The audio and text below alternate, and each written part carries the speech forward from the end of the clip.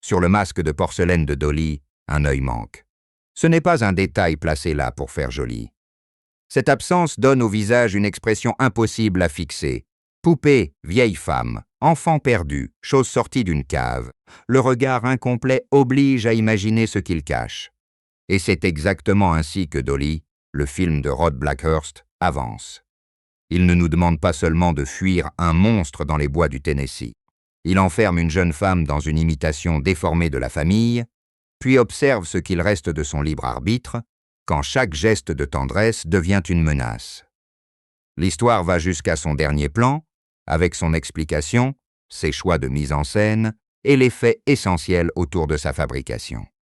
Il faut simplement préciser l'identité du film, car son année peut prêter à confusion. Dolly a été montré pour la première fois à Fantastic Fest en septembre 2025, mais sa sortie américaine en salle a eu lieu le 6 mars 2026. C'est donc bien le Dolly de 2026 dont nous parlons ici, un film d'horreur indépendant américain, réalisé et coécrit par Rod Blackhurst avec Brandon Weevil, porté par Fabian Terris dans le rôle de Macy et Max the Impaler dans celui de Dolly. Le film choisit d'abord un cadre presque trop calme pour appeler au secours. Macy et Chase partent marcher dans une zone montagneuse et boisée de l'est du Tennessee. Ils ne sont pas venus se confronter à une légende locale, ni enquêter sur une disparition. Ils font ce que font beaucoup de couples à l'écart de la ville. Ils suivent un sentier, se parlent, laissent les arbres prendre toute la place autour d'eux. Mais Chase ne vit pas cette sortie comme une promenade ordinaire. Il a emporté une bague. Il veut demander Macy en mariage. Cette information n'est pas encore prononcée devant elle, pourtant elle pèse déjà sur chaque minute. Chase a un projet précis. Macy, elle, est filmée comme quelqu'un qui n'a pas décidé d'arrêter sa vie à cet endroit. Le contraste ne devient jamais un grand discours. Ils se logent dans la marche, dans la distance entre leurs pas, dans cette sensation que le décor les sépare avant même que le danger ne le fasse. Plus tard, la bague reviendra au premier plan. Pour l'instant, elle reste cachée, petite promesse brillante dans une forêt qui ne laisse rien briller longtemps. Un panneau croisé sur leur chemin indique « Hooper Mine ». Le clin d'œil est transparent pour qui connaît Massacre à la tronçonneuse de Tobe Hooper. Dolly ne cherche pas à masquer sa filiation avec le cinéma d'horreur rural des années 1970. Les bois ne sont pas ici un paysage majestueux, mais une limite. On les traverse en croyant avancer vers un point de vue. On s'aperçoit trop tard qu'ils ont effacé le chemin derrière soi. Les personnages ne découvrent pas une maison hantée après avoir pris une mauvaise route. Ils s'enfoncent à pied dans un espace dont la géographie devient aussitôt hostile. Chase et Macy se séparent brièvement. À partir de là, Blackhurst refuse le confort du danger aperçu de loin. Chase tombe sur une femme immense, masquée, près d'une dépouille qu'elle traite avec une étrange tristesse. La scène dit l'essentiel avant d'expliquer quoi que ce soit. Dolly n'est pas une prédatrice froide qui chasse méthodiquement. Elle a déjà ses rituels, ses pertes, ses objets, sa façon personnelle de transformer les êtres autour d'elle en fragments de foyer. Le corps qu'elle pleure n'est pas seulement un signe de mort. C'est le premier indice que, dans son esprit, les victimes peuvent tenir une place dans une famille imaginaire. Chase ne comprend pas ce qu'il voit. Il n'a pas le temps de comprendre. Dolly l'agresse avec une violence brutale, lui fracasse la jambe et lui inflige une blessure au visage qui le laisse au sol, vivant mais presque incapable de parler. Le film ne s'attarde pas sur la douleur pour le plaisir du détail. Cette attaque accomplit surtout une chose très précise. Elle retire à Macy le partenaire qui pouvait l'aider, tout en refusant de faire de Chase un mort immédiatement pratique. Il reste quelque part dans le massif, blessé, conscient, assez présent pour devenir un espoir, et assez loin pour que cet espoir rende chaque choix de Macy plus cruel. Pendant ce temps, Macy cherche Chase. Elle appelle, avance entre les arbres, entend moins de réponses que de silence. La forêt devient soudain une suite de trous de vision. Un tronc cache un passage, un buisson cache une silhouette, la pente empêche de savoir d'où vient un bruit. Dolly finit par apparaître sur sa route. La différence de taille, le masque rigide, l'absence de parole compréhensible. Tout concourt à faire de cette rencontre un déséquilibre immédiat. Macy court, mais elle ne court pas dans un espace ouvert. Elle court dans le territoire de quelqu'un d'autre. La capture compte moins comme un échec de la fuite que comme une bascule de l'horreur. Les premières minutes évoquaient une chasse meurtrière dans la campagne. Un couple isolé, une présence inhumaine, une attaque soudaine. Dès que Macy ouvre les yeux, Dolly devient une histoire d'enfermement. Elle est dans un berceau, au milieu d'une chambre d'enfant, dans une maison retirée du monde. Le cadre est petit, presque propre dans son intention, mais rien n'y évoque la sécurité. Le berceau ne protège pas. Il réduit Macy à un corps qu'on peut déplacer. La chambre n'est pas une chambre. C'est une scène où quelqu'un a déjà distribué les rôles. Macy comprend très vite qu'elle ne se trouve pas chez une tueuse qui veut seulement la garder en vie quelques heures. Dolly veut la refaire.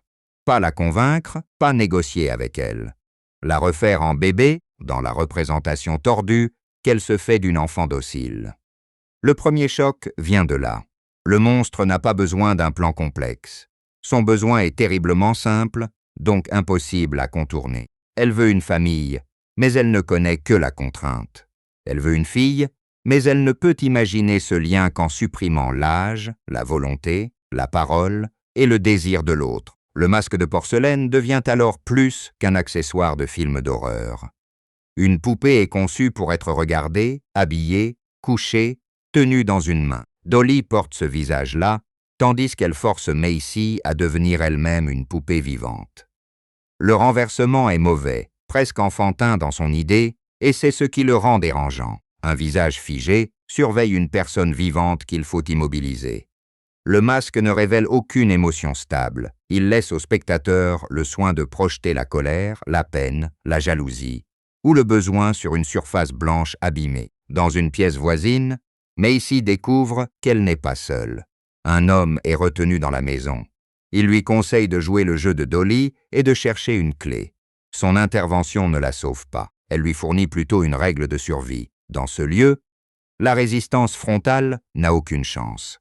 Il faut paraître docile, observer, retenir les habitudes de Dolly, attendre l'interstice. Le conseil semble raisonnable, mais il ouvre aussi une question. Qui est cet homme? Depuis combien de temps connaît-il cette maison? Pourquoi sait-il que la clé est l'objet qui peut tout changer? La réponse n'arrive pas tout de suite et le film profite de ce délai pour installer la routine de Dolly. Macy est placée dans une chaise haute, affublée d'une tétine, punie quand elle refuse d'obéir. Dolly lui impose des repas et des gestes qui imitent les soins donnés à un enfant, mais l'imitation n'a rien de doux. Chaque rituel cherche à ramener Macy à un état de dépendance absolue. La nourriture, le lait, le mobilier, la fessée avec une palette. Tout ce qui devrait marquer le soin devient un instrument de domination. Le film ne suggère jamais une vraie relation maternelle. Il montre un décor de maternité vidé de sa confiance. Le point le plus important dans ces scènes tient à Macy.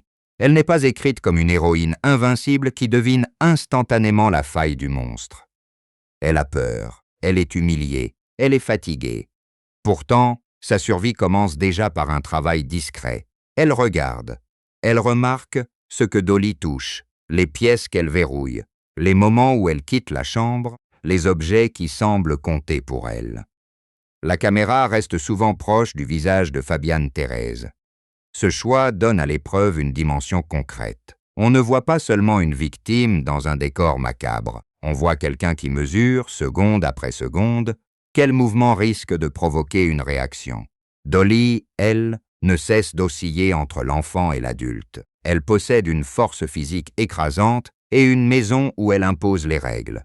Mais ses jeux, ses colères et son besoin de réparation évoquent une personne arrêtée dans une émotion ancienne. Elle ne parle pas à Macy comme à une égale. Elle réclame une adhésion totale, puis se met en rage dès que le monde refuse de se plier à son scénario. Cette contradiction rend le personnage plus inquiétant que s'il était simplement sadique. Une personne sadique sait qu'elle fait souffrir. Dolly semble vouloir transformer cette souffrance en preuve d'attachement. Il faut ici entendre le mot « famille » comme le comprend le film, et non comme une idée chaleureuse. Chase porte une bague parce qu'il veut faire entrer Macy dans une vie partagée. Dolly vole et déforme les mêmes symboles parce qu'elle veut posséder ce que les autres choisissent librement. D'un côté, une demande en mariage qui n'a pas encore été formulée. De l'autre, une grossesse imaginaire, une chambre d'enfant, des règles cruelles et une captive.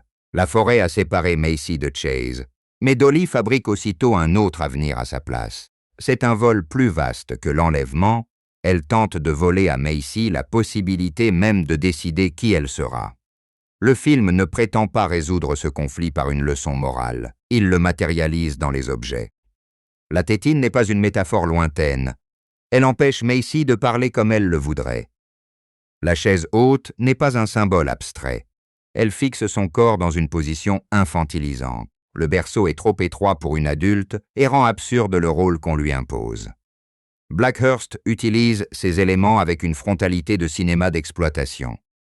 Mais la logique est nette. L'horreur ne vient pas seulement de la maison isolée, elle vient de l'usage forcé des choses ordinaires. Macy finit par obtenir un court moment hors de la chambre. C'est là que sa peur commence à prendre une autre forme. Jusque-là, elle devait surtout endurer. Désormais, elle doit explorer. Une maison inconnue est un piège particulier. Chaque pièce peut contenir une sortie, une arme, une personne ou une preuve qu'il n'y a jamais eu de sortie. Macy cherche un moyen de partir sans savoir combien de temps Dolly lui laissera. Elle ne possède ni carte, ni téléphone, ni allié fiable. Elle possède quelques secondes, son regard et la décision de ne pas accepter la version d'elle-même que la maison veut lui imposer. Dans le sous-sol, elle trouve l'un des détails les plus révélateurs de Dolly. Une clé est suspendue à une poupée dont la tête a été remplacée par une tête humaine. Le film ne transforme pas cette découverte en catalogue de violence. Il l'utilise comme une information. Macy comprend qu'elle n'est pas la première personne à avoir été absorbée dans ce théâtre familial. Quelqu'un a été là avant elle. Quelqu'un a tenté peut-être de partir. Et Dolly a gardé de cette personne non pas un souvenir discret, mais un objet de jeu, une preuve monstrueuse de propriété. La clé devient donc une promesse ambiguë.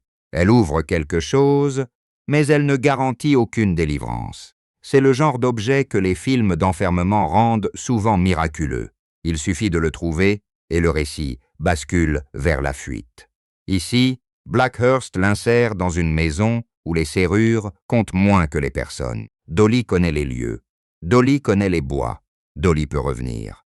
Macy ne se trompe pas sur l'importance de la clé, mais elle comprend progressivement qu'il lui faudra davantage. Du temps, du sang-froid, un mensonge crédible et la capacité de ne pas confondre une porte ouverte avec la fin du danger. Quand Dolly la rattrape, la punition est immédiate. Macy subit une nouvelle atteinte physique, puis Dolly répare elle-même une partie de ce qu'elle vient de lui faire après que Macy a affiché la soumission attendue. Cette alternance est essentielle. Dolly ne conçoit pas le soin et la violence comme des contraires. Dans son monde, elle peut blesser puis recoudre, terroriser puis border, punir puis caresser. Elle se donne ainsi le rôle de celle qui détruit et de celle qui soigne. C'est une manière de fermer toutes les issues. Si Dolly est à la fois la source du mal et l'unique personne qui prétend y répondre, la victime est censée n'avoir besoin de personne d'autre. Mais Macy ne se soumet pas intérieurement. Elle apprend à se servir de l'image que Dolly veut voir. Elle attend que son geôlier baisse la garde. La scène ne fait pas de Macy une manipulatrice froide. Elle fait d'elle quelqu'un qui comprend que la survie a parfois besoin d'un masque. Dolly porte le sien sur le visage. Macy, elle, doit porter le masque plus invisible de l'enfant apaisé. Cette symétrie donne au récit une tension différente. Pour s'échapper, Macy ne peut pas seulement arracher le rôle que Dolly lui donne. Elle doit le jouer juste assez longtemps pour le retourner contre elle. Le sommeil de Dolly offre enfin une ouverture. Macy s'empare de la clé et libère l'homme retenu dans la pièce voisine. C'est le moment où le film change l'équilibre une seconde fois. 2 prisonniers devraient pouvoir devenir 2 survivants. L'homme savait qu'il fallait chercher la clé. Macy a pris le risque de le délivrer. La logique la plus simple voudrait qu'ils fuient ensemble. Pourtant, le soulagement ne dure pas. L'homme révèle qu'il est le père de Dolly. Cette révélation ne cherche pas à expliquer toute l'origine du monstre par quelques phrases. Elle expose plutôt la continuité qui existe entre Dolly et la maison. Son père appelle sa fille « Baby Girl ». Ce mot renvoie au court-métrage de 2022 de Rod Blackhurst, « Baby Girl », dont Dolly est l'extension en long format. Dans le film, l'appellation a surtout une fonction inquiétante. Même face à une adulte gigantesque et meurtrière, cet homme ne la voit pas comme une personne responsable. Il la réduit lui aussi à un bébé, mais un bébé qu'il a participé à enfermer dans un univers malade. Le père ne cherche pas à sauver Macy. Il la garde comme appât afin d'attirer Dolly et de se ménager une issue. Ce choix détruit immédiatement l'espoir d'une alliance. Macy a déverrouillé une porte en croyant faire entrer de l'aide. Elle a laissé sortir une autre forme de lâcheté. C'est un basculement très cruel, parce qu'il montre que la clé ne sépare pas nettement les innocents des coupables. Dans cette maison, certains sont prisonniers de Dolly, d'autres sont prisonniers de leur propre histoire avec elle. Et Macy, qui n'appartient à aucun de ces liens, devient l'objet qu'ils utilisent tous deux. Dolly revient, voit son père et Macy, comprend le piège. Elle le tue avec une explosion de rage. Le geste clôt brusquement l'illusion que le père pouvait être l'autorité capable de contrôler sa fille. Il n'était pas un maître de la maison, il en était un survivant opportuniste, peut-être aussi l'un de ses architectes. Sa mort laisse Macy seule face à Dolly, mais elle rend aussi le conflit plus pur. Il n'y a plus d'intermédiaires, plus de personnages à déchiffrer, plus de promesses extérieures. Il reste une femme qui veut partir et une autre qui ne supporte pas l'idée d'être abandonnée. Pendant ce temps, Chase n'a pas disparu du récit. Gravement blessé, il reprend connaissance dans les bois et tente de rejoindre Macy. Sa présence agit comme une ligne sonore qui traverse la maison, un appel lointain, presque irréel, qui rappelle à Macy ce qu'il y a de l'autre côté.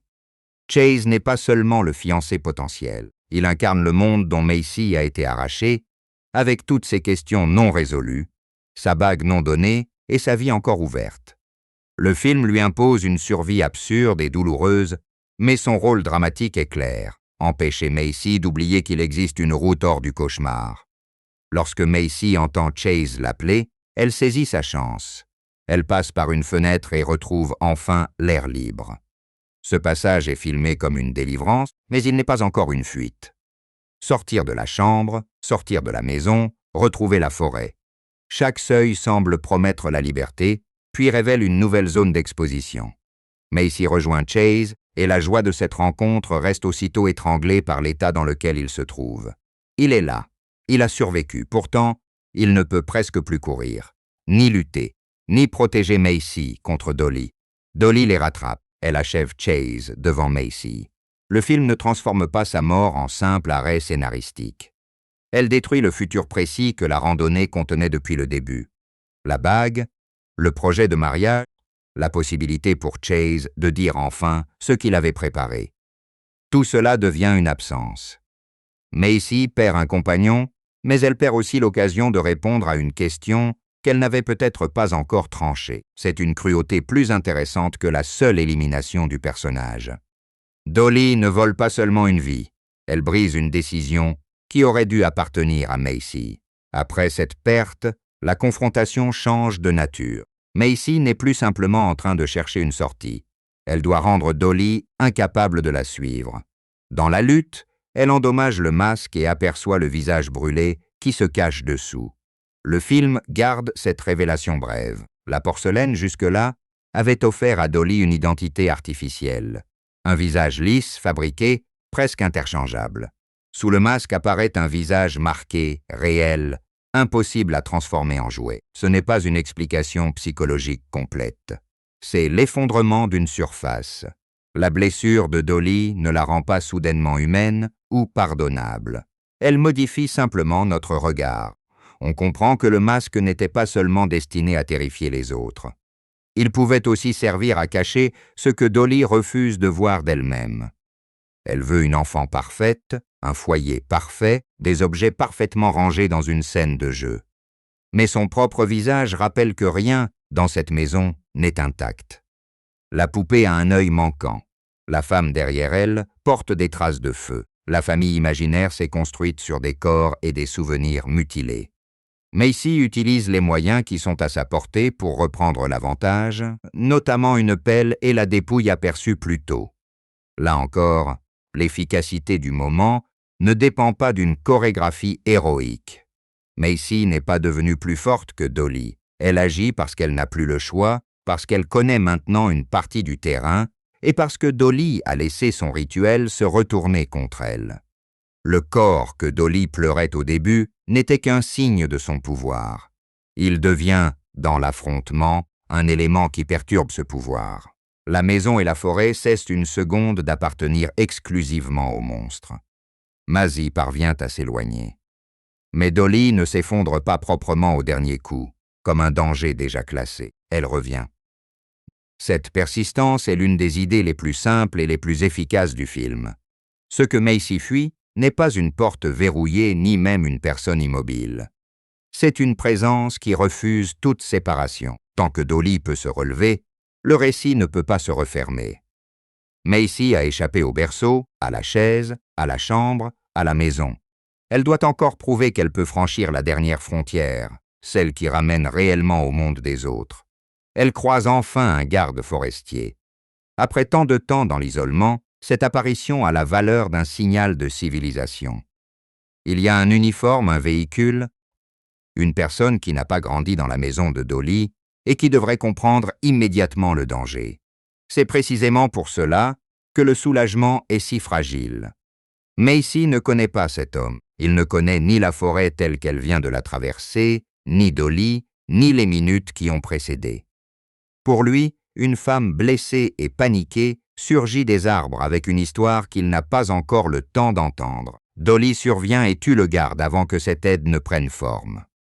Le film refuse ainsi le sauvetage institutionnel attendu. La police, l'autorité, le véhicule officiel. Rien n'arrive à temps pour remplacer le courage que Macy a dû construire seule. Ce retournement peut paraître brutal, mais il prolonge la logique de toute l'histoire. À chaque fois qu'un lieu ou une personne semble offrir un abri, Dolly l'infecte de sa présence. La randonnée, la maison, la fuite avec Chase, l'arrivée du garde. Autant de promesses d'ordre qui s'effondrent parce que l'adversaire est déjà là. Cette fois pourtant, le véhicule reste. Macy monte à bord. Le moteur et les portières changent radicalement le rapport de force. Pendant la majeure partie de Dolly, Macy a été transportée, couchée, attachée, enfermée, forcée à occuper une place que quelqu'un avait choisie. Derrière le volant, elle occupe enfin la position de celle qui décide d'une direction. Elle se sert du véhicule pour percuter Dolly, puis prend la route. Ce n'est pas une victoire élégante. Ce n'est même pas une victoire pleinement rassurante. C'est une fuite arrachée à un espace qui ne voulait plus la laisser sortir. Le dernier geste de Macy est le plus étrange. Elle met à son doigt la bague que Chase voulait lui offrir, puis elle rit et pleure au volant, dans un état de choc que le film ne cherche pas à rendre propre ou sentimental. Cette bague a traversé tout le récit sans devenir une demande formulée. Chase avait prévu une promesse. Dolly l'avait volée parce qu'elle voulait s'approprier les signes d'une vie familiale qu'elle ne pouvait obtenir. Macy la récupère, mais le contexte a tout transformé. Elle ne la porte pas comme une fiancée qui vient de répondre oui. Elle la porte après avoir perdu Chase, après avoir été traitée comme un enfant, après avoir repris de force un contrôle minimal sur son corps et sa trajectoire. La fin de Dolly ne demande donc pas de choisir une seule interprétation. Le rire de Macy peut être celui d'une survivante qui n'a plus de place pour son chagrin. Les larmes peuvent être celles du deuil, de l'épuisement, de la peur que Dolly puisse encore revenir. La bague peut être un souvenir, une protection imaginaire, une manière de tenir dans la main quelque chose qui appartenait au monde d'avant. Elle peut aussi devenir le symbole cruel d'une décision qu'elle n'aura jamais eu le temps de prendre. Le film ne nous donne pas une réponse apaisante. Il laisse Macy avancer, parce qu'avancer est tout ce qui lui reste. Il y a une nuance importante dans ce plan final. Au début, Chase avait gardé la bague secrète parce qu'il espérait engager une discussion qui allait changer leur avenir. À la fin, Macy la place elle-même à son doigt. Ce sont deux gestes opposés. Le premier devait ouvrir un choix à deux. Le second est un geste solitaire, fait au milieu de la fuite. La bague cesse d'être une destination romantique. Elle devient la trace matérielle de tout ce que le film a empêché. Une conversation, une réponse, une vie ordinaire, peut-être même la possibilité de dire non sans que ce non soit une catastrophe. Et c'est là que le titre Dolly prend un sens plus large. Dolly n'est pas seulement le nom de la femme masquée. C'est aussi le mot qui résume son regard sur les autres. Pour elle, une personne aimée doit être gardée, nourrie, grondée, corrigée, possédée. Elle n'imagine pas la distance entre aimer quelqu'un et le laisser être quelqu'un. Macy passe tout le film à lutter contre cette réduction. Elle est kidnappée, placée dans un berceau, forcée de jouer à l'enfant, puis utilisée comme appât par le père de Dolly. Sa réponse finale ne consiste pas à tenir un grand discours sur la liberté. Elle conduit. Elle se sauve. Elle conserve le droit de donner à la bague le sens qu'elle voudra, ou de n'en donner aucun. Le récit est volontairement concentré. Dolly dure environ 83 minutes et s'organise autour d'un nombre réduit de lieux. Le sentier, les bois, la maison, le sous-sol, le véhicule du garde. Cette économie n'est pas seulement budgétaire. Elle permet au film de resserrer le monde autour de Macy. Plus l'espace se réduit, plus un objet peut devenir important. Une clé n'est pas une simple clé. Une fenêtre n'est pas une simple fenêtre. Une chaise haute n'est pas un meuble. Une bague n'est pas seulement une bague. Le film tire sa force quand il laisse ces objets accumuler une histoire avant de les faire revenir au moment où Macy doit choisir. La clé est sans doute le meilleur exemple. Lorsqu'elle est découverte dans le sous-sol, Macy pense trouver la pièce qui manque à son évasion. Mais ce qu'elle découvre d'abord, c'est la mémoire de la maison.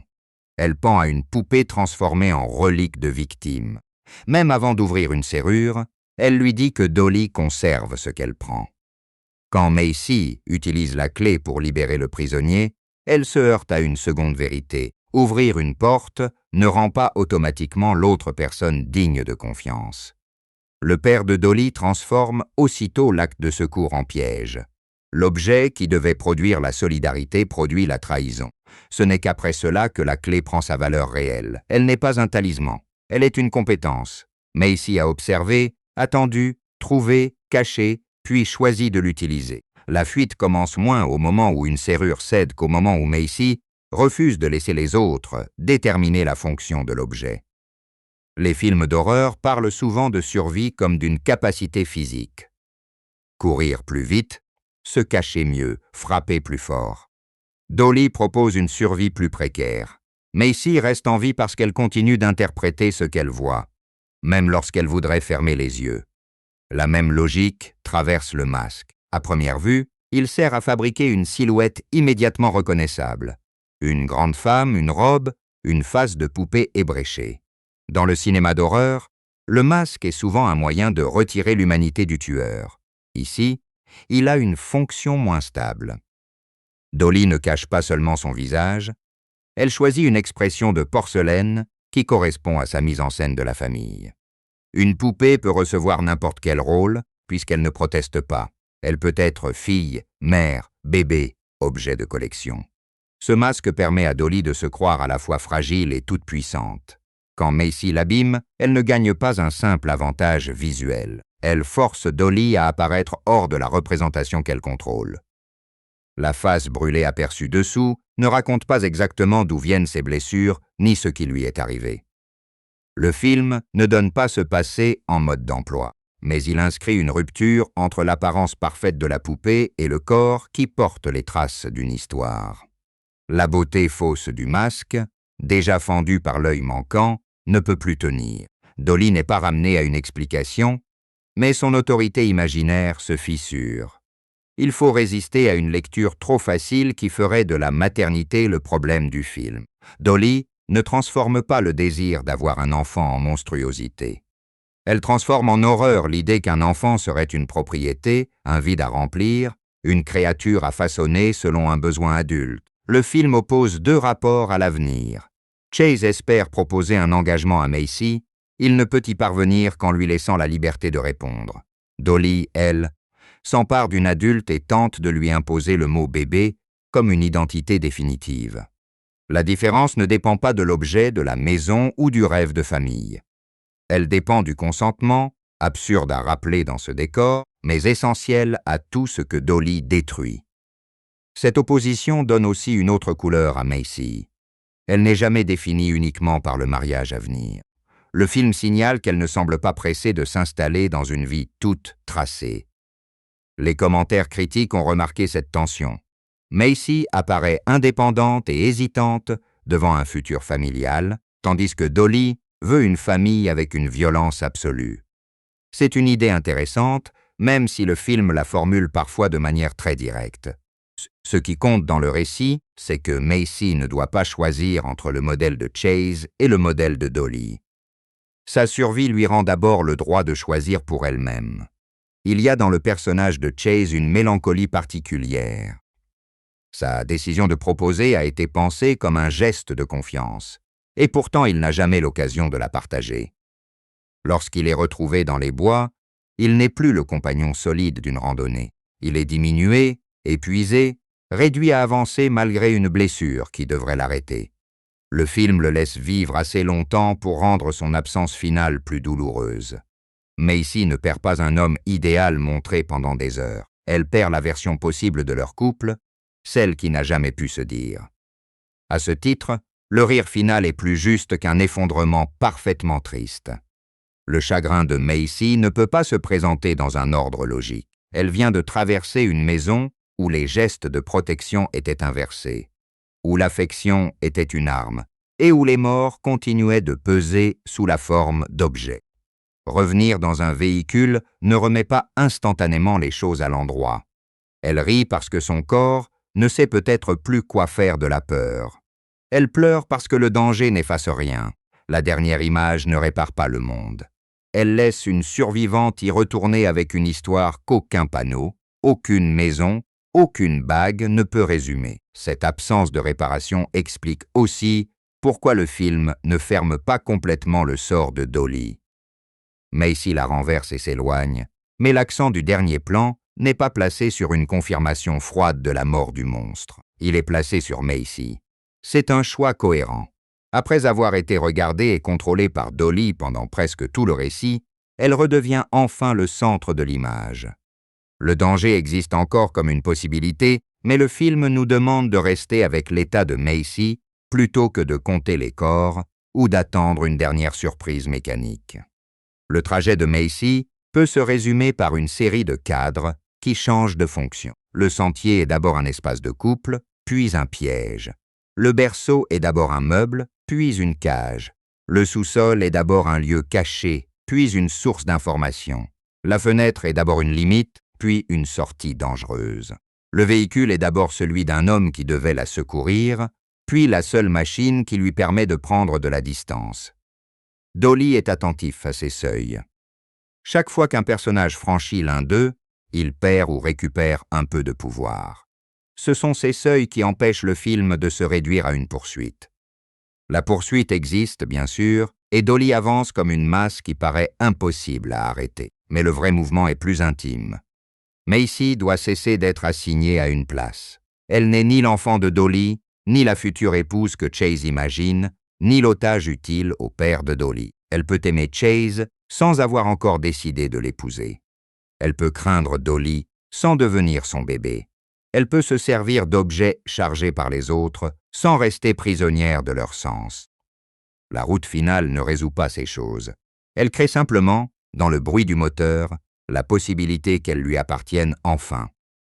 Pour comprendre l'atmosphère de Dolly, il faut revenir à la matière même de ses plans. Rod Blackhurst et son directeur de la photographie Justin Derry ont tourné le film en 16 mm dans la région de Chattanooga, au Tennessee. Ce choix est visible dès les premières séquences. Le grain ne sert pas seulement à vieillir l'image. Il donne aux arbres, aux murs et au visage une texture instable, comme si la pellicule conservait de la poussière. Dans les bois, cette matière rend la lumière moins accueillante. Le soleil passe entre les branches, mais il ne réchauffe jamais vraiment l'espace.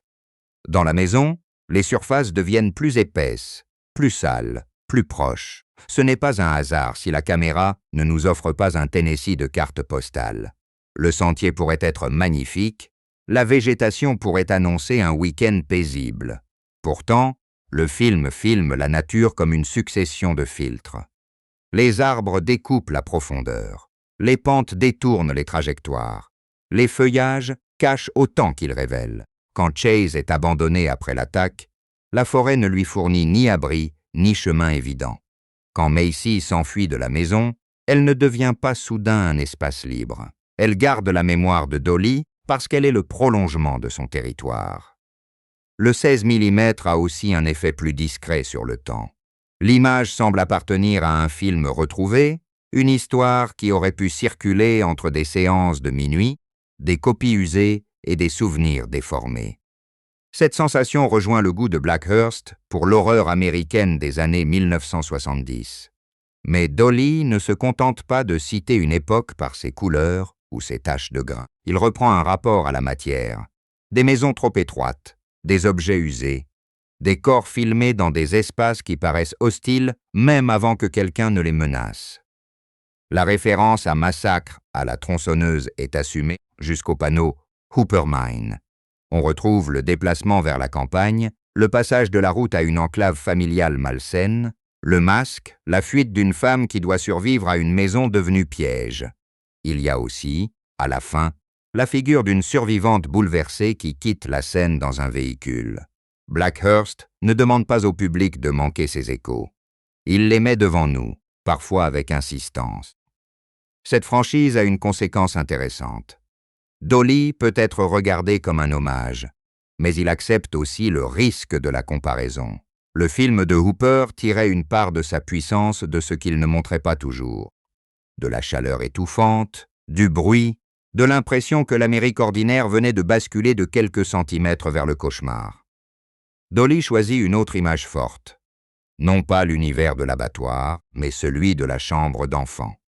Il remplace les restes industriels et domestiques par la porcelaine, les berceaux, les biberons et les poupées. Sa meilleure idée est donc de déplacer la peur de la viande vers le soin forcé. Cette différence mérite d'être prise au sérieux. Les objets de Dolly n'évoquent pas seulement la mort.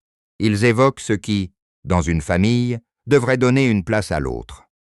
Un berceau indique qu'un enfant peut dormir sans danger. Une chaise haute rappelle qu'il faut nourrir quelqu'un qui dépend de vous. Un biberon suppose un geste patient. Dans la maison de Dolly, chaque objet est conservé, mais son sens est renversé. L'intérieur ressemble à une famille vue à travers une vitre cassée. Les formes restent reconnaissables. La confiance, elle, a disparu. La présence de Max the Impaler donne à Dolly une silhouette inhabituelle. Le film s'appuie sur la carrure et la force de cette catcheuse professionnelle pour créer une adversaire qui paraît physiquement dominante, sans avoir besoin de courir vite ni de parler beaucoup. Dolly avance, se tient, frappe, revient. Sa menace vient de cette économie. Plus elle bouge peu, plus Maisie semble devoir déplacer le monde autour d'elle pour trouver un passage. Le masque ajoute une seconde couche. Il annule les indices que nous cherchons habituellement sur un visage, puis les remplace par une expression vide qui n'a pas à changer pour devenir inquiétante. Le personnage risquait pourtant de rester une silhouette et le film essaie de l'empêcher par ses gestes de rituel. Dolly ne se contente pas de poursuivre Macy. Elle organise une table, prépare une punition, réclame un comportement précis, garde des objets qui l'aident à rejouer son histoire. Cette précision ne rend pas son désir compréhensible au sens rassurant du terme. Elle permet plutôt de comprendre la logique de son enfermement. Dolly vit dans un scénario dont elle refuse de sortir. Macy devient dangereuse à partir du moment où elle rappelle que ce scénario n'a pas été choisi par tout le monde. La force de Max the Impaler tient aussi à l'impossibilité de déterminer exactement quelle émotion traverse le masque. Une poupée en porcelaine n'a pas de muscles, pas de paupières, pas de souffle visible. La comédienne doit donc placer la colère et le manque ailleurs, dans l'inclinaison de la tête, dans la manière de s'approcher, dans la violence d'un retour après une fuite. C'est une performance de poids et de cadence. Dolly semble parfois lente, mais cette lenteur n'est jamais de la faiblesse. Elle donne au personnage le temps de remplir le cadre. Face à elle, Fabian Thérèse joue presque l'inverse. Macy est constamment obligée de réagir à quelque chose qu'elle ne peut pas contrôler, et sa performance doit rester lisible sans transformer chaque peur en cri. Le film la suit de près, surtout dans la maison. Il nous donne la mesure de sa fatigue, de ses hésitations, de la minute où elle cesse de regarder un objet comme un simple élément de décor. Lorsque Macy trouve la clé, sa victoire n'est pas annoncée par une musique triomphante. On la lit dans un visage qui comprend qu'il existe enfin une action possible, mais qu'elle peut la tuer. Cette retenue est importante parce que Dolly travaille beaucoup avec l'humiliation. Les scènes de maternage forcé auraient pu écraser Macy sous un seul registre, celui de la souffrance. Or, son regard continue d'agir. Elle est obligée de se taire, de faire semblant, de supporter des situations dégradantes, mais le spectateur voit que son attention ne s'éteint pas. Elle calcule les horaires, les pièces, les réactions de Dolly. Le film transforme ainsi l'observation en résistance. Ce n'est pas spectaculaire, mais c'est exactement ce qui rend sa sortie possible. Le visage de Chase, de son côté, est l'image la plus dure que le film impose hors de la maison. Après l'attaque, il survit dans les bois avec une blessure qui lui retire presque toute parole et toute puissance. Sean William Scott apparaît ici à contre-emploi. Il n'est pas le héros qui revient armé pour sauver la situation. Il est l'homme qui avait prévu une demande en mariage et qui se retrouve réduit à ramper vers la personne qu'il voulait rejoindre. Ce choix donne au personnage une fragilité réelle, même si le film ne lui accorde pas assez de temps pour devenir autre chose qu'une promesse interrompue. Il y a une cruauté particulière dans le fait que Chase soit père. Le film nous dit que la randonnée n'est pas seulement une étape romantique. Chase arrive déjà avec une expérience de famille, avec l'envie de construire quelque chose. Dolly, elle, copie les signes de la parentalité sans aucune réciprocité.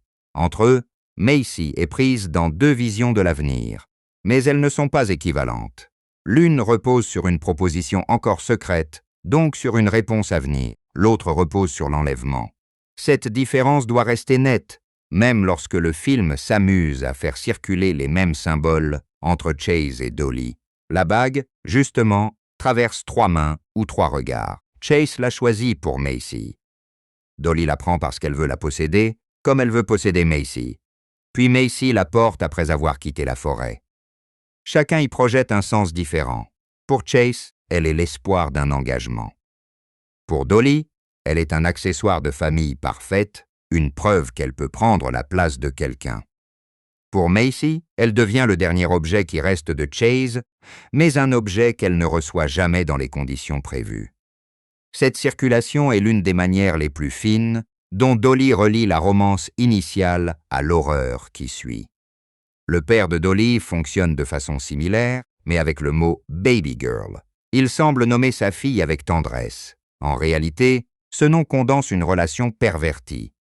Il continue de lui parler comme à une enfant tout en utilisant Macy pour sauver sa propre peau. La phrase que nous n'entendons pas, mais que ses actes produisent, serait celle-ci. « Tu peux rester mon bébé tant que tu me sers ». Dolly reproduit ensuite une version encore plus violente de cette logique sur Macy. La famille devient une hiérarchie où chacun déclare l'autre dépendant pour ne jamais reconnaître sa liberté. On peut alors lire la maison de Dolly comme une machine à infantiliser. Elle ne garde pas seulement des prisonniers, elle organise les âges. Macy, adulte, doit dormir dans un berceau et s'asseoir dans une chaise conçue pour un petit enfant. Le père appelle Dolly Baby Girl, malgré son corps et sa puissance. Dolly, elle-même, oscille entre l'enfant qui réclame une mère et la mère qui punit une enfant. Personne n'y occupe l'âge qui devrait être le sien. Cette confusion rend les relations impossibles, parce qu'aucun personnage ne peut parler à l'autre comme à un égal. Le sous-sol est le cœur caché de cette machine. Dans beaucoup de films d'horreur, descendre au sous-sol signifie chercher la vérité. Dolly reprend cette règle, mais la vérité n'est pas une confession. Macy trouve une poupée macabre, la clé et l'indice d'une victime antérieure. Ce qu'elle apprend n'est pas l'origine exacte de Dolly. Elle apprend plutôt le fonctionnement de la maison. Les personnes y deviennent des souvenirs matériels. On ne disparaît pas complètement. On est transformé en objet, puis rangé dans le décor de quelqu'un d'autre. Ce qui rend la découverte si efficace, c'est sa sobriété narrative. Blackhurst n'a pas besoin d'ajouter une longue explication, un album de famille ou un journal qui raconterait toute la tragédie. La poupée suffit. Elle concentre la violence, le jeu et l'appropriation. Elle rappelle aussi le masque de Dolly. Un visage humain peut être remplacé par de la porcelaine, une poupée peut recevoir une tête humaine. Macy peut être forcée de devenir une enfant. Les frontières entre personnes et objets ne cessent de bouger, toujours au profit de celle qui contrôle la maison. Macy résiste à cette transformation par un geste très simple, elle refuse de devenir un souvenir. Même lorsqu'elle fait semblant d'obéir, elle prépare le moment où elle pourra sortir du cadre. C'est pour cela que le film gagne en tension dès qu'elle commence à jouer la docilité. Le public sait qu'elle ment, Dolly ne le sait pas. Mais Macy ne contrôle pas totalement son mensonge. Elle doit le rendre assez convaincant pour calmer Dolly sans effacer l'urgence de fuir. Cette situation est plus complexe qu'un combat direct. La moindre hésitation peut être lue comme une rébellion. La scène du père rompt cette stratégie, parce qu'elle rappelle que personne dans la maison n'est une carte simple. Macy croit pouvoir étendre sa révolte à un autre captif. Elle ouvre sa porte. Elle lui donne une chance. La trahison qui suit n'affirme pas que faire confiance est une erreur. Elle souligne combien cette confiance est dangereuse quand elle s'exerce dans un système construit sur l'exploitation. Le père connaît les règles, mais il ne veut pas les détruire. Il veut seulement s'en échapper lui-même. Macy découvre que la survie d'autrui peut parfois se bâtir sur son sacrifice. Après la mort du père, Dolly n'est pas libérée non plus. C'est un point étrange du personnage. Elle tue celui qui lui a donné ce nom infantilisant, mais le meurtre ne lui rend aucune autonomie. Elle reste enfermée dans les mêmes jeux, la même maison, la même obsession de faire de Macy son bébé. Le film ne propose donc pas une généalogie qui expliquerait et absoudrait la violence. Il montre seulement que la cruauté circule. Le père a probablement participé à un monde où l'enfance n'était pas un espace sûr. Dolly reproduit ce monde en le rendant encore plus concret et plus mortel. Cette circulation permet au film de faire de Chase une absence particulièrement parlante. Il n'a pas eu le temps de demander à Macy ce qu'elle voulait, mais son projet demeure différent de celui de Dolly et du père parce qu'il suppose, au moins en principe, une réponse. Toute la violence de Dolly vient de la suppression de cette réponse. Elle ne veut pas savoir si Macy veut être proche d'elle. Elle veut que Macy occupe une fonction. Et lorsque Macy retrouve Chase, le film lui enlève même la possibilité de décider à deux comment vivre après leur aventure. La bague devient alors une réponse sans question. Le film reste d'autant plus troublant qu'il ne transforme pas Macy en héroïne immaculée. Elle peut se tromper, paniquer, prendre de mauvaises décisions sous la pression. Certains critiques ont d'ailleurs reproché au récit de la faire agir parfois d'une façon qui sert surtout à prolonger le danger. Cette réserve est légitime. Le film préfère à certains moments le retour spectaculaire de Dolly à la logique immédiate d'une fuite. Mais l'imperfection de Macy n'est pas en soi une faiblesse. Une personne enfermée, blessée et terrifiée, ne choisit pas avec la lucidité d'un spectateur installé dans son canapé. Le film est plus vivant lorsqu'il assume cette confusion. La question n'est donc pas « Macy prend-elle toujours la décision parfaite ?» La question est « Que peut encore être une bonne décision quand toutes les options ont été contaminées ?» Libérer l'homme semble juste, mais l'homme l'a trahi. Retrouver Chase est nécessaire, mais il ne peut pas l'arracher au danger.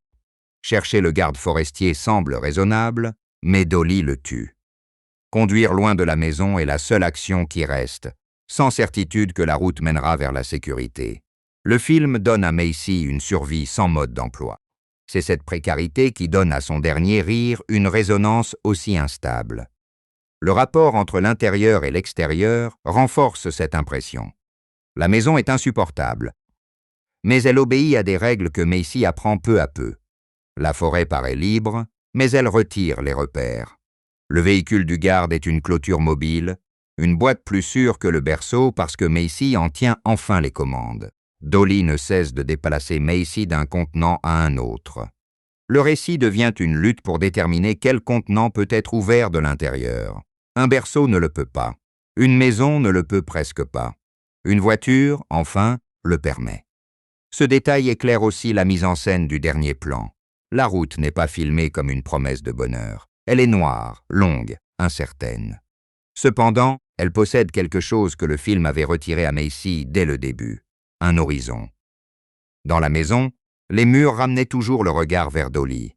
Dans la forêt, les arbres limitaient l'angle de vue. Depuis le véhicule, le regard peut aller devant.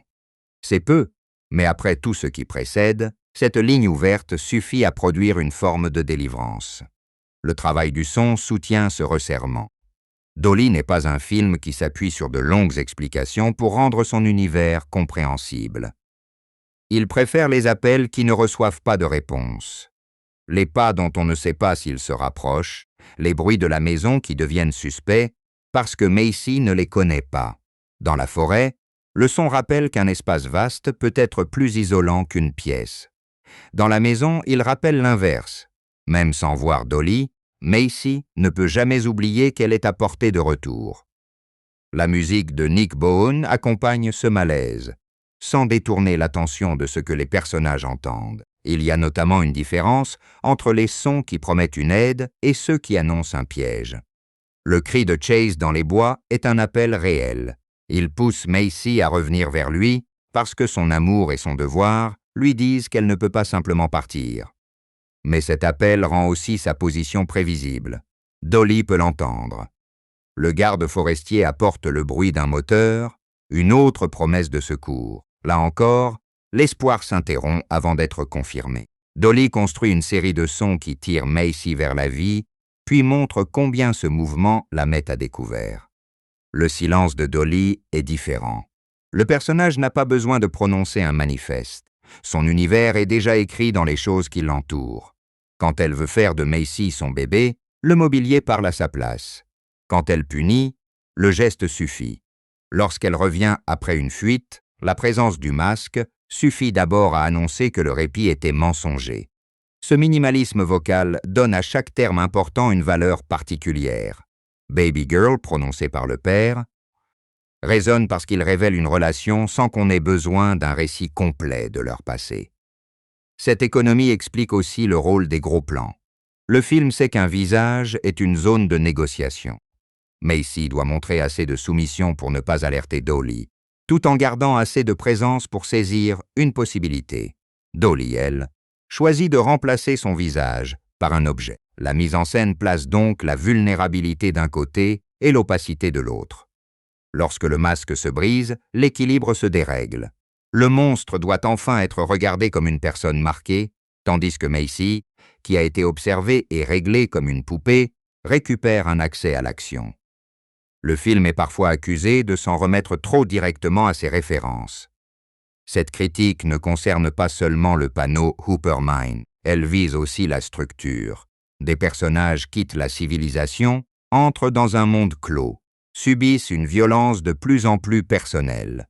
Puis une femme sort du piège dans un état de choc. Ce sont des gestes connus du cinéma de survie rurale.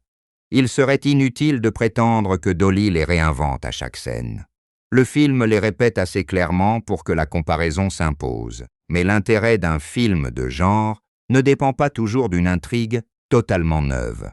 Il dépend de la chose précise que l'intrigue décide d'isoler. Ici, Blackhurst isole le langage des jouets et de la famille forcée. Le film est le plus singulier quand il met Macy dans un berceau ou devant une poupée qui porte le reste d'une victime. Là, il ne copie pas seulement le mouvement d'une jeune femme poursuivie. Il fait du décor une grammaire. Il raconte que Dolly ne détruit pas au hasard. Elle réorganise le monde pour qu'il ressemble à son besoin. Ce besoin est exposé sans véritable diagnostic. Dolly porte les traces d'un passé, son père est présent, la maison est chargée d'indices. Pourtant, aucune scène ne transforme ces éléments en explication médicale ou psychologique définitive. C'est une décision prudente. Donner une cause unique à la violence de Dolly risquerait de réduire le personnage à une formule. Le film préfère laisser des zones opaques. Le visage brûlé, le nom infantilisant, le père captif et lâche, les victimes transformées en objets. Toutes ces choses dessinent une histoire de maltraitance et de déformation sans résumer la personne à une phrase. La limite de ce choix est que Dolly reste volontairement primitive, presque mythique. Elle n'a pas la complexité verbale d'un antagoniste qui raconte ses raisons, mais cette simplicité correspond au film. Dolly est un corps, un masque, une maison et une exigence. Elle est moins un mystère à résoudre qu'une règle à survivre. Si Macy cesse d'être l'enfant docile, Dolly la punit. Si elle tente de fuir, Dolly la poursuit. Si une autre personne menace de modifier sa famille imaginaire, Dolly détruit cette personne. Le spectateur comprend rapidement les règles, puis regarde Macy essayer d'en trouver les fissures. Une deuxième lecture du film, après la fin, rend certains détails plus lourds. La bague est déjà une menace avant de devenir un souvenir. Au début, elle représente le projet de Chase.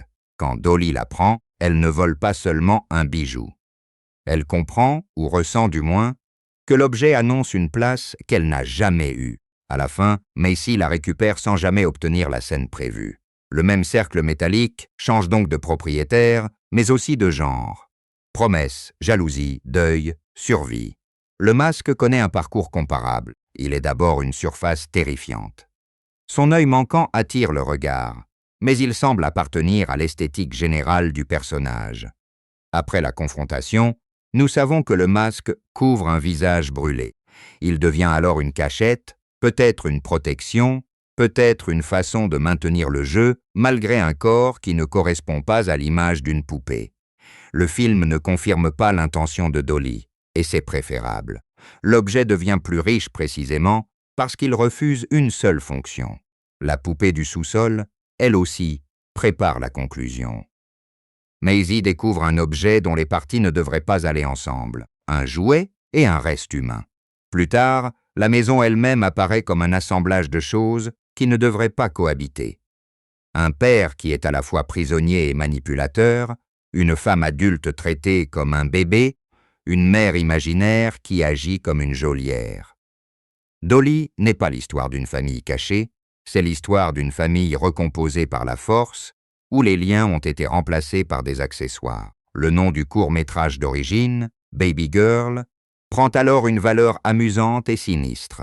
Ce n'est pas une simple étiquette utilisée pour attirer ceux qui connaissent le premier projet. Quand le père donne ce nom à Dolly, nous comprenons qu'il est inscrit dans son histoire. En choisissant Dolly comme titre du long-métrage, Blackhurst déplace le centre de gravité. Baby Girl décrit la manière dont Dolly est regardée par son père. Dolly décrit la manière dont elle regarde Macy, comme une poupée qui peut être placée dans une maison et obligée de jouer un rôle. Le passage du court au long-métrage permet aussi de développer le dispositif spatial. Un court peut frapper avec une idée, un masque et un renversement. Un film de 83 minutes doit faire respirer ses lieux et ses contradictions. Dolly le fait en séparant le récit en zones successives. Les bois servent à couper Macy de l'aide. La chambre impose le rôle d'enfant. Le sous-sol dévoile la logique des anciennes victimes. La pièce du père promet un allié, puis le retire. La fenêtre ouvre la fuite. La route, enfin, propose une sortie qui reste incomplète. Le film ne change pas de monde, il change la fonction de l'espace. Cette organisation donne une place particulière à la lumière. Dans les bois, elle arrive par fragments parce que les branches la divisent. Dans la maison, elle semble moins naturelle, plus enfermée, comme si les pièces gardaient leur propre heure. Le sous-sol concentre l'obscurité et les objets cachés. Puis la fenêtre, même dangereuse, introduit un retour brutal vers l'extérieur. Ce n'est pas la lumière qui sauve Macy. Elle peut tout aussi bien l'exposer, mais elle indique une différence capitale. Hors de la maison, Dolly ne contrôle plus entièrement ce que Macy voit. Les plans plus étranges, notamment une brève séquence où Macy se retrouve entourée de couleurs psychédéliques, montrent qu'il existe dans Dolly une pulsion visuelle plus sauvage que son récit central. Cette image ne réécrit pas l'histoire. Elle agit plutôt comme une fissure sensorielle, une minute où le film abandonne presque la géographie réaliste de la maison pour traduire l'état de Macy. Après tant de contraintes matérielles, la couleur devient une manière de dire que la peur ne se trouve plus seulement devant elle. Elle s'est installée dans sa perception. Cette volonté de travailler la sensation explique en partie les réactions contrastées à la sortie. Plusieurs critiques ont salué l'énergie rugueuse du film, son tournage en pellicule et l'efficacité physique de son antagoniste. D'autres ont estimé que les références à l'horreur des années 1970 prenaient parfois plus de place que la personnalité propre de l'histoire. Les réserves portent aussi sur certains choix de scénario et sur la manière dont la féminité, le corps et le désir de famille sont mis en scène. Ces débats ne sont pas extérieurs au film. Ils se logent dans les mêmes objets que Macy traverse: la robe, le masque, le berceau, la bague. Il serait trop simple de rejeter ces réserves au nom du genre. L'horreur peut exagérer, caricaturer et heurter. C'est même une partie de sa puissance. Mais lorsqu'un film oppose une femme qui hésite devant le mariage à une figure monstrueuse qui réclame une famille, il doit savoir ce que cette opposition produit. Dolly le sait par moments, notamment quand Macy refuse d'être assignée à un rôle. Il le maîtrise moins quand l'imagerie du personnage de Dolly risque de rapprocher le corps, le désir de maternité et la monstruosité de façon trop automatique. La lecture la plus juste ne consiste ni à ignorer ce malaise, ni à effacer ce que le film accomplit ailleurs. Ce que le film accomplit le mieux est de faire sentir la différence entre désir et possession. Macy peut ne pas être prête à épouser Chase. Cela ne signifie pas qu'elle rejette toute relation ou toute idée de famille. Elle veut pouvoir décider. Dolly peut désirer être aimée, avoir un enfant, garder quelqu'un près d'elle. Cela ne rend pas ses désirs monstrueux en eux-mêmes. Ce qui les rend destructeurs, c'est qu'elle les transforme en droit sur le corps d'une autre personne. Le film touche une vérité simple quand il met cette distinction au centre, même s'il ne l'exprime jamais frontalement. Le père de Dolly rend cette distinction encore plus trouble. Il a peut-être souffert de Dolly, il est retenu dans la maison, mais dès qu'une possibilité de fuite s'ouvre, il transforme Macy en outil. Sa violence ne passe pas par le masque ni par une arme. Elle passe par l'usage. Il voit une femme enfermée et pense à ce qu'elle peut lui rapporter. Le film suggère ainsi que Dolly n'est pas l'unique origine du poison familial. Elle en est la forme la plus visible, la plus terrifiante. Son père participe à la même logique. Les autres ne sont jamais des égaux, seulement des moyens de sortir, de garder, de calmer ou de contrôler. Cette idée rend la mort du père plus ambiguë qu'une simple revanche de monstre. Dolly détruit celui qui voulait l'utiliser, mais elle ne sait pas sortir de la logique qui la nourrit. Elle libère Macy de son piège en supprimant le piège du père, puis recommence immédiatement à réclamer Macy comme un objet. Le film ne présente pas Dolly comme une victime pure ni comme une méchante vide. Il montre une personne enfermée dans une transmission de violence qu'elle reproduit au lieu de la rompre. Macy, elle, est la seule qui tente véritablement de rompre la chaîne en partant. La route finale a donc une valeur morale très concrète. Macy ne vainc pas le passé de Dolly, elle ne répare pas la maison, elle ne délivre pas tous ceux qui ont souffert avant elle. Elle ne peut même pas rendre à Chase l'avenir qui lui a été retiré. Ce qu'elle fait est plus limité, mais plus juste. Elle refuse de rester. Dans un film où chacun tente de retenir quelqu'un, partir devient une action essentielle. La liberté n'est pas définie comme une joie immédiate. Elle est définie comme la possibilité de ne plus jouer dans le décor de quelqu'un d'autre. L'effet de production prolonge cette identité de film artisanal et rugueux. Blackhurst est à la fois réalisateur, scénariste et producteur du projet, avec Brandon Wavell à l'écriture. Le tournage a été réalisé dans la région de Chattanooga en 16 mm. Le choix du Tennessee n'est pas décoratif. Il inscrit le film dans une histoire géographique de l'horreur rurale américaine, où la campagne est moins une périphérie paisible qu'un territoire avec ses propres règles, invisible depuis la ville. La pellicule, la maison, les arbres et les effets pratiques cherchent à faire exister cette géographie plutôt qu'à la remplacer par un univers numérique lisse. Le casting réuni, autour de Fabian Terese, Max the Impaler, San William Scott, Ethan Suplee, Ruth Tiller, Eve Blackhurst, Michalina Scorzelli et Kate Cobb. Les personnages les plus présents restent Macy, Dolly, Chase et Taube, le père. Cette concentration convient au récit. Dolly ne cherche pas à former un groupe de victimes interchangeables. Il veut rapprocher lentement Macy d'un noyau familial empoisonné. jusqu'à ce qu'elle comprenne qu'elle n'en sortira pas par une simple fuite furtive.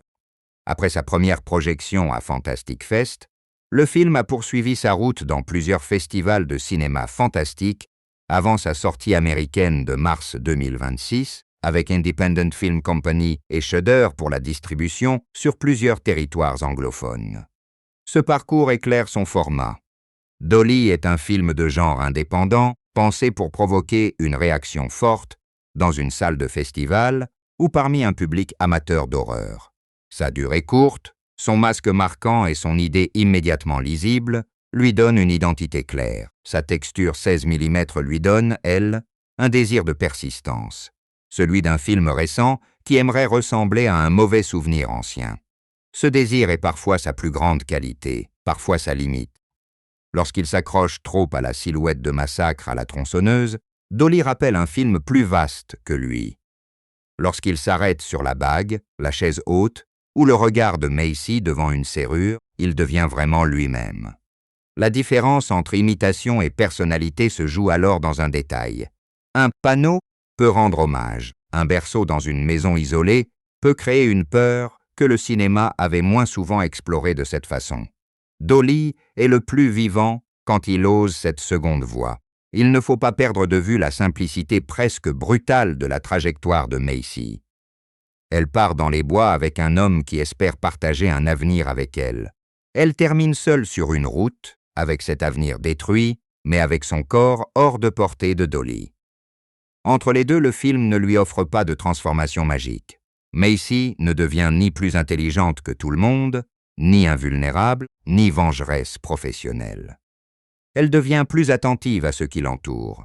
Elle comprend qu'un mensonge peut être un outil, qu'une aide peut être ambivalente et qu'il faudra parfois agir sans savoir si le résultat sera suffisant. Cette évolution est plus modeste que le récit classique d'une héroïne qui domine son ennemi à la fin. Elle est aussi plus proche de la matière du film. Dolly est trop forte pour être vaincue dans un combat net. La maison est trop chargée pour être purgée en une seule nuit. Macy ne récupère pas Chase, ne délivre pas les victimes antérieures et ne comprend pas entièrement Dolly. Sa réussite tient dans le refus de répondre aux règles du monstre. Dolly exige une captive fixe, docile, disponible. Macy lui oppose le mouvement, le calcul et, pour finir, la distance. Le personnage de Chase aide à mesurer cette évolution sans la voler. Au début, il semble porter l'initiative. C'est lui qui organise la randonnée, qui a prévu la bague, qui imagine le futur. L'attaque le retire presque entièrement de cette position. Lorsqu'il réapparaît, sa survie ne suffit pas à restaurer l'ordre initial. Macy doit continuer à agir. Ce renversement n'humilie pas Chase, il rend surtout le récit plus clair. Le film commence avec une proposition que Chase voulait faire à Macy. Il se termine avec Macy seule, contrainte de décider de chaque geste sans attendre qu'un autre lui fournisse une réponse. La violence de Dolly reste volontairement frontale, mais ses conséquences les plus durables ne sont pas physiques. La captive est forcée de douter de tout ce qui devrait être sûr, la nourriture, le sommeil, l'aide, l'affection, la maison.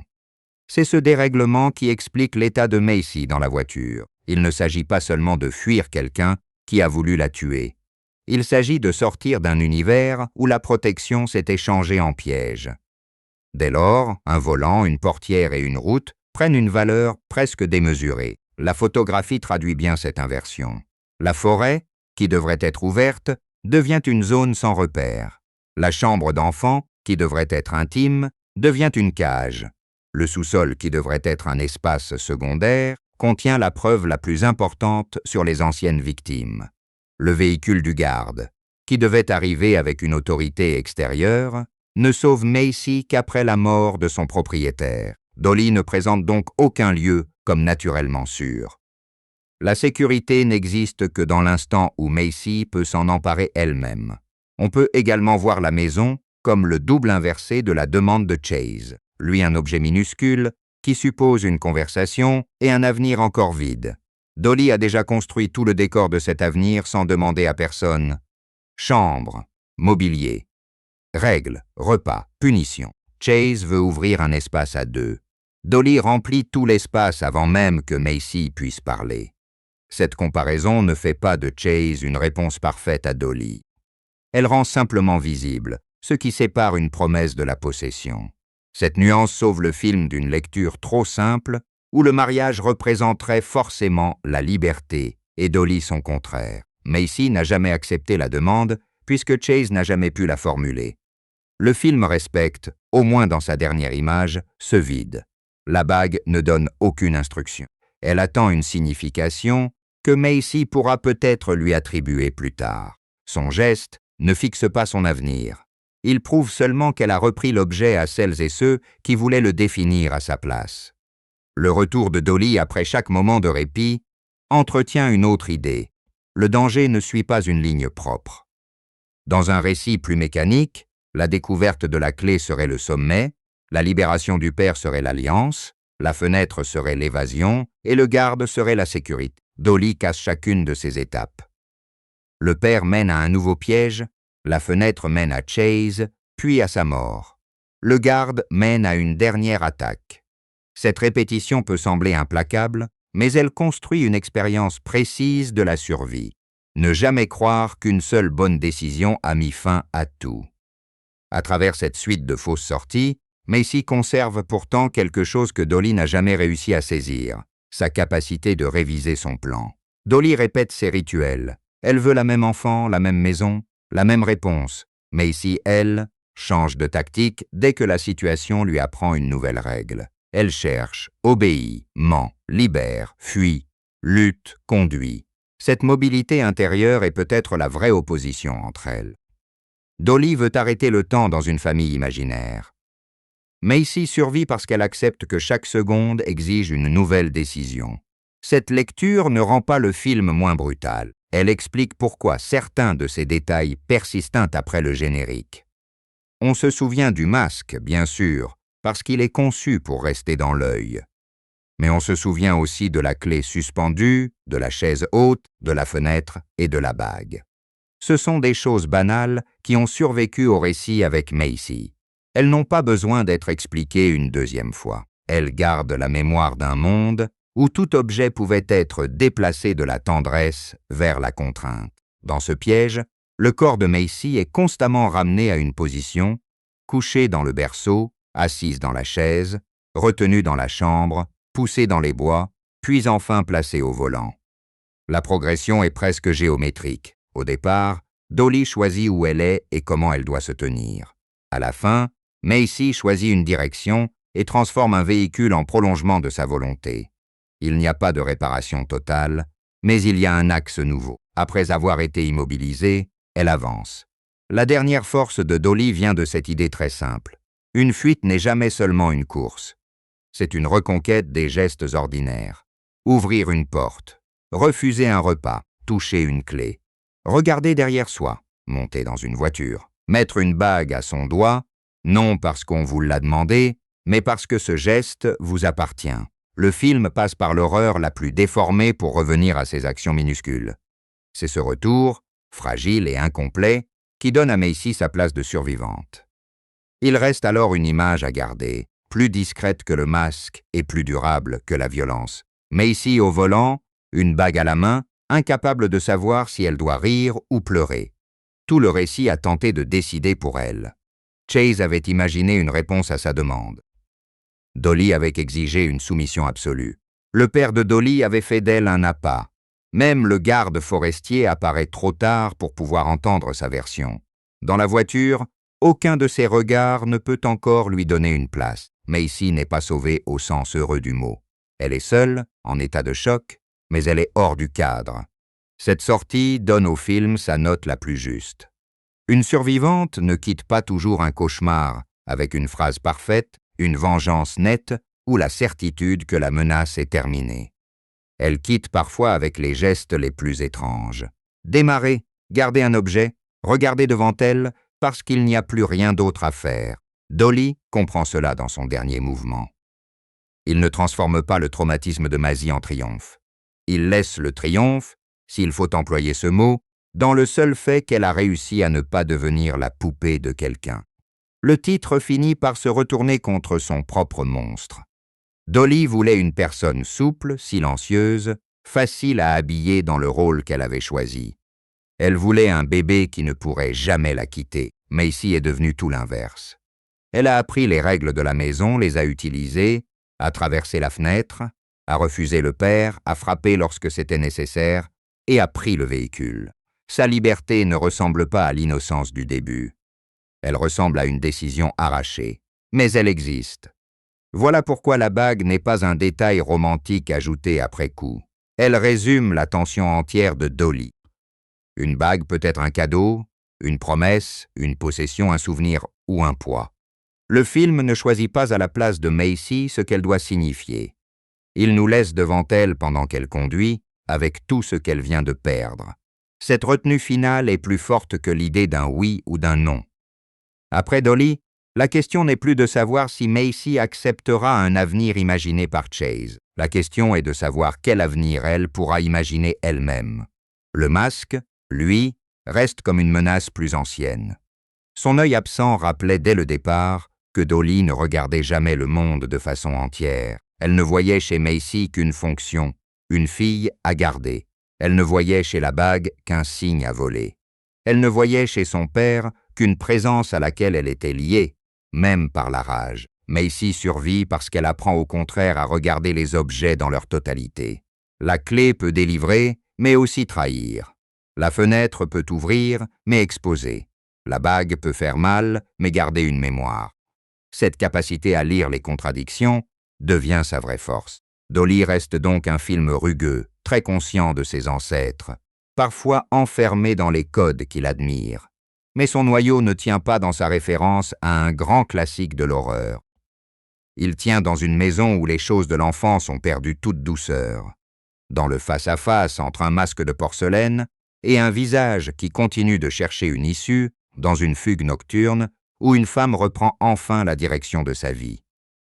Rod Blackhurst ne nous offre pas une réponse confortable sur la famille, le désir ou la violence. Il plante des objets sur le chemin et les laisse changer de sens jusqu'au dernier kilomètre. Lorsque Macy disparaît sur la route, Dolly n'a pas été oubliée. Il reste dans les bois, dans la maison, dans ce que la survivante emporte malgré elle. Mais il n'est plus le seul à décider de l'histoire. Pendant 83 minutes, le film nous a enfermés dans son jeu. À la fin, une portière se ferme, un moteur répond et la route s'ouvre dans la nuit. Ce n'est pas une paix, c'est une direction, et cette direction suffit.